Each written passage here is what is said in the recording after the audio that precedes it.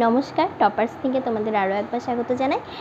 আজকে যে টপিকটা নিয়ে আলোচনা করব সেটা হচ্ছে পেপার 1-এ তোমাদের যে হায়ার এডুকেশন সিস্টেম রয়েছে সেখানে ভ্যালু এডুকেশন বলে একটি টপিক রয়েছে। আজকে ওই ভ্যালু এডুকেশনটা নিয়ে আলোচনা করব। ভ্যালু এডুকেশন বিষয় মানে হচ্ছে যেটা যে মূল্যবোধের শিক্ষা, অর্থাৎ আমরা বই পড়ে যে শিক্ষা অর্জন করি সেটাকে বলা হয় মূলত পুঁথিগত শিক্ষা। এবং এই শিক্ষাটা আমরা অর্জন করলেও মূল্যবোধের যে শিক্ষাটা সেটা কিন্তু সবসময় বই পড়ে বা যে কোনো ডিগ্রি অর্জন করে কিন্তু এটা হয় না।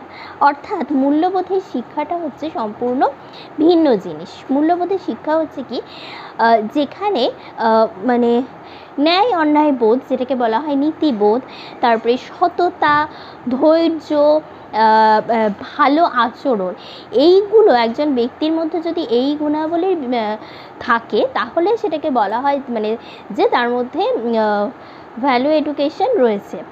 তার মানে কি, যে ভ্যালু এডুকেশন যে বিষয়টা সেটার সঙ্গে আমাদের যে প্রচলিত শিক্ষা রয়েছে তার যোগাযোগ থাকলে, অর্থাৎ শিক্ষিত মানুষ মানে অর্থাৎ তার অ্যাকাডেমিক্যালি শিক্ষিত হলেও যে তার মধ্যে ভ্যালু এডুকেশন অর্থাৎ মূল্যবোধের শিক্ষা থাকবে এমন কিন্তু কথা নেই।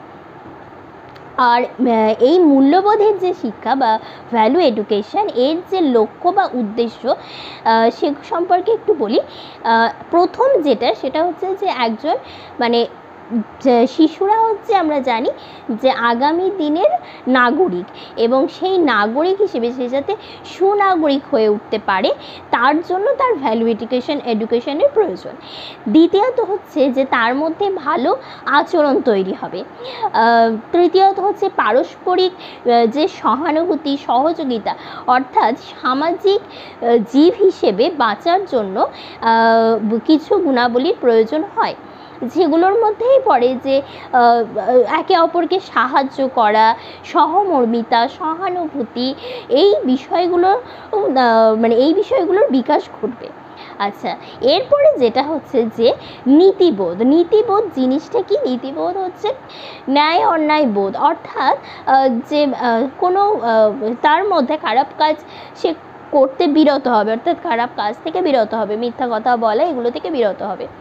তারপরে আসছে কি, যে সততা, এটাও কিন্তু মূল্যবোধের শিক্ষার মধ্যে পড়ছে, সততা। তাহলে এগুলো হচ্ছে যে ভ্যালু এডুকেশনের মাধ্যমে এইগুলো ঘটবে। এবার এর উদ্দেশ্যের মধ্যে বলা যায় যে ওই শিক্ষার্থীদের একজন ভালো মানুষ তৈরি করার জন্য ভ্যালু এডুকেশন বা মূল্যবোধের শিক্ষা বিশেষ প্রয়োজন।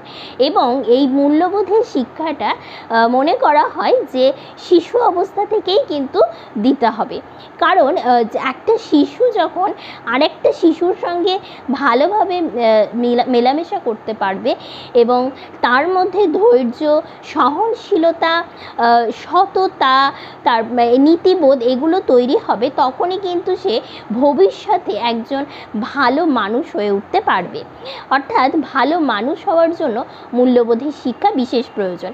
পুঁথিগত শিক্ষা আমাদেরকে বিভিন্ন ডিগ্রি অর্জনে সাহায্য করে, ভবিষ্যৎ জীবনে সেটা আমাদের জীবিকা নির্বাহ করতে সাহায্য করে, কিন্তু ভ্যালু এডুকেশন বা মূল্যবোধের শিক্ষা মানুষকে সামাজিক জীব হিসেবে ভালোভাবে বাঁচতে সাহায্য করে। এই মূল্যবোধের শিক্ষা যদি না থাকে তাহলে সেই শিশুর ভবিষ্যৎ জীবনে অনেক সমস্যার সৃষ্টি হয়, কারণ সে ন্যায় অন্যায় বোধ সম্পর্কে অবগত হতে পারে না এবং হয়তো অন্যায় কাজের সঙ্গে জড়িয়ে পড়ে এবং সততা পথ থেকে সে সরে আসতে থাকে।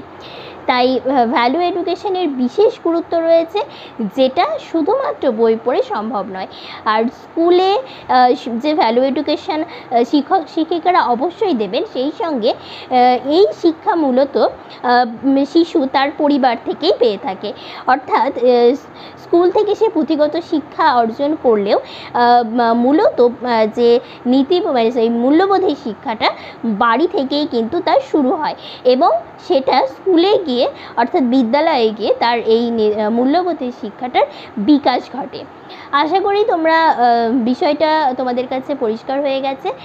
আর